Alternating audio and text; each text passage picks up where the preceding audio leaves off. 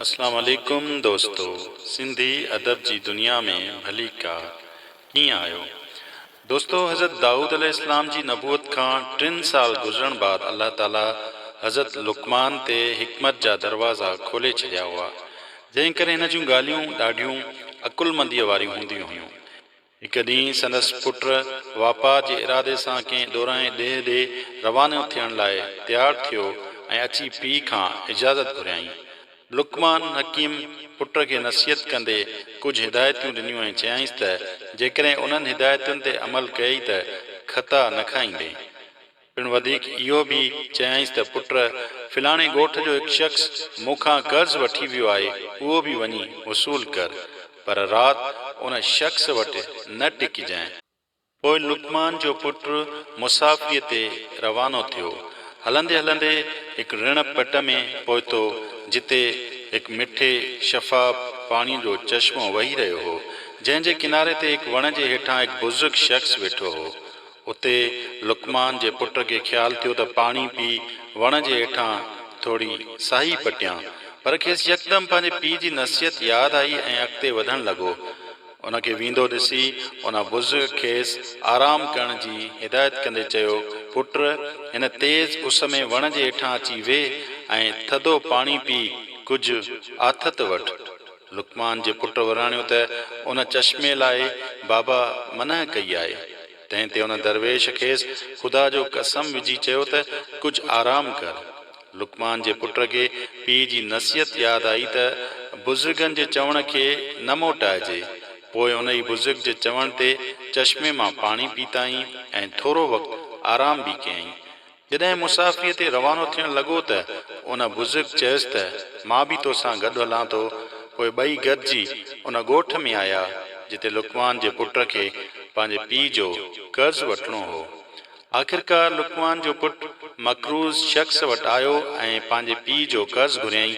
तंहिं ते उन शख़्स चयुसि, अबा तूं असांजे बुज़ुर्ग हज़रत लुकमान जो औलाद आहीं। अॼु राति असांजी महिमानी क़बूल कर, सुभाणे तोखे ज़रूरु तुंहिंजे पीउ जा पैसा ॾींदासीं।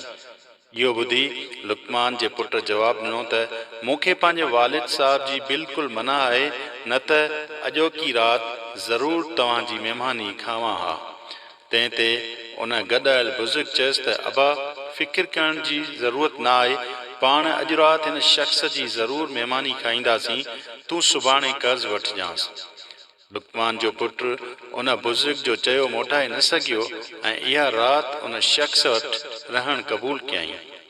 उन शख़्स ॿिन्ही खे अहिड़े मकान में रहायो जेको दरिया जे किनारे ते अहिड़े नमूने ठहियलु हो जो जेको बि राति जो उन जे हेठें तकबे में आराम कंदो हो त ॿुॾी वेंदो हो। जॾहिं राति थी ॿई ॼणा मानी टिकी खाई फारिग थिया त मेज़बान शख़्स खेनि उन जॻह में छॾे रवानो थियो।